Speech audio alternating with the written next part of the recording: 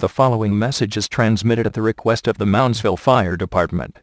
A multi-structure fire is burning out of control in the city of Moundsville, Marshall County, West Virginia. Strong winds will push the fire towards Glendale, and eventually towards McMecken and Benwood, if not put out.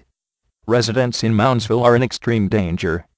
A mandatory evacuation order has been placed in the city of Moundsville.